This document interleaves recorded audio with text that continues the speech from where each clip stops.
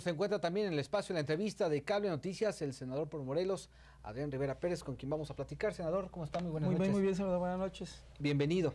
Gracias. Está trabajando también en semana, en teoría, de asueto, pero pues en estos ámbitos se tiene que seguir trabajando. Lo hemos visto muy activo durante las últimas semanas, quizá meses. Sí, así es, Salvador, pues hemos estado trabajando fuertemente. Desafortunadamente, pues la situación que vive nuestro país, el propio Estado, en términos de la dinámica social que estamos viviendo, tiene que hacer que todos los que tenemos un cargo de elección popular y una función pública, pues tengamos la posibilidad de aportar el mayor tiempo posible para abonar en ello. Hemos estado trabajando fuertemente porque ya ves que el tema de la inseguridad, pues es un tema que está en el país. Y en ese contexto, después de revisar y de escuchar a muchos actores políticos, gubernamentales y de la sociedad, desde luego que mi conclusión es que el sistema integral de seguridad no funciona plenamente.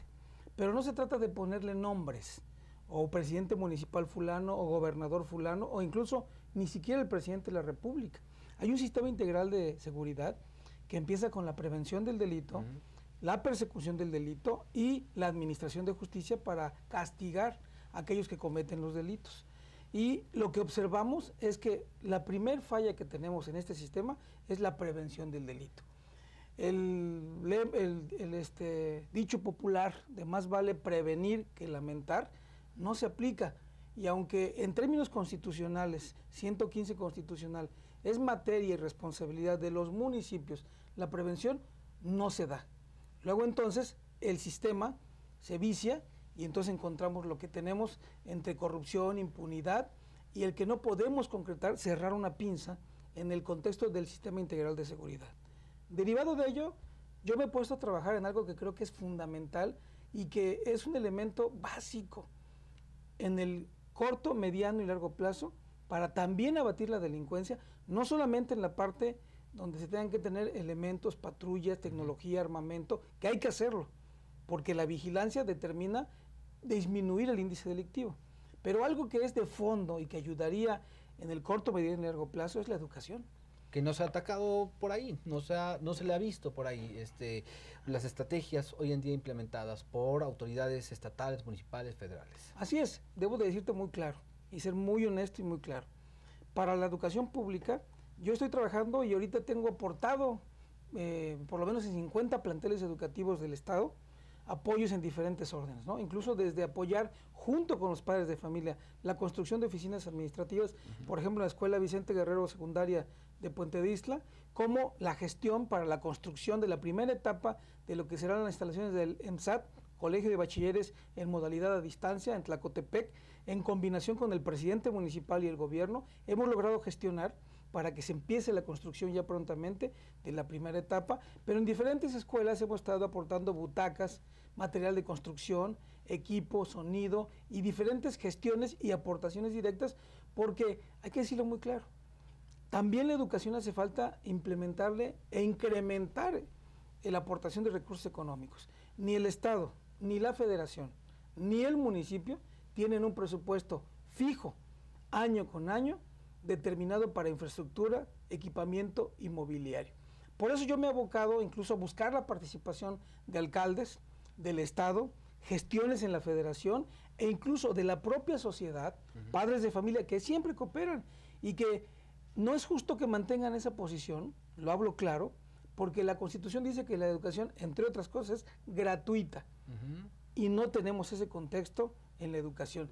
Pero lo claro es que si nosotros vamos construyendo un proceso en donde la educación verdaderamente se vaya concretando de calidad entre la transmisión del conocimiento del magisterio con la infraestructura, el equipamiento y el mobiliario de calidad, entonces vamos a ir generando precisamente una dinámica en donde no solamente transmitiremos el conocimiento a los educandos, sino formaremos también su criterio, formaremos su voluntad, desarrollaremos su inteligencia. ¿Para qué?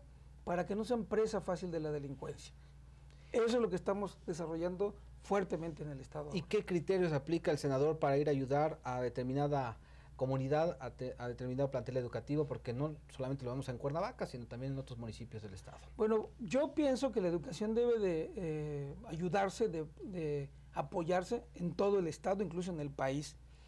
Incluso estoy conformando una iniciativa que espero concluir pronto, que se puede dar a nivel federal, en donde podamos crear un fideicomiso, donde la aportación de los 3 órdenes de gobierno tenga un presupuesto permanente a todos los municipios del país, donde los municipios aporten también y el Estado aporte para efecto de que pueda mejorarse esta infraestructura.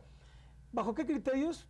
Bajo el criterio de apoyar a cualquier plantel educativo, desde el preescolar, la primaria, la secundaria, incluso en la medida de lo posible también en la educación superior, y solamente nace pues o de la petición de padres de familia, de directores, de maestros, o la visita dirigida que hacemos a diferentes escuelas en donde encontramos necesidades y vamos gestionando por una parte ante los 3 niveles de gobierno y en otros casos apoyando directamente desde la propia oficina e involucrando a grupos de la sociedad, empresarios en algunos casos, que también generan una aportación para beneficio de la educación en el estado de Morelos, particularmente en la infraestructura, equipamiento y mobiliario.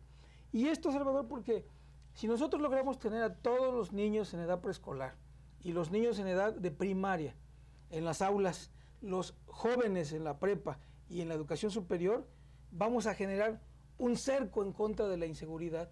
Pero no solamente necesitamos tener espacios, sino tenerlos llenos, y para ello también se requiere una política en donde podamos apoyar, como hoy por lo menos se está generando en el contexto del gobierno del Estado, el apoyo a las familias, que de ahí nace también la posibilidad del apoyo a la educación que se complementa directamente en la escuela. Entonces esa es nuestra dinámica de trabajo que estamos desarrollando en este momento. Una política mucho más integral. Regreso al tema de seguridad porque este fin de semana, en el marco de los 142 años de la elección del Estado de Morelos, se hablaba de este acuerdo, firmar un acuerdo nuevamente, senador, por la civilidad y la seguridad.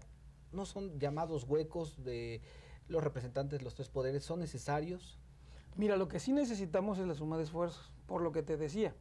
El sistema integral no corresponde ni al Estado, ni al municipio solo, ni a la federación, en los 3 niveles de gobierno, pero tampoco ni siquiera a un solo poder, son los 3 poderes.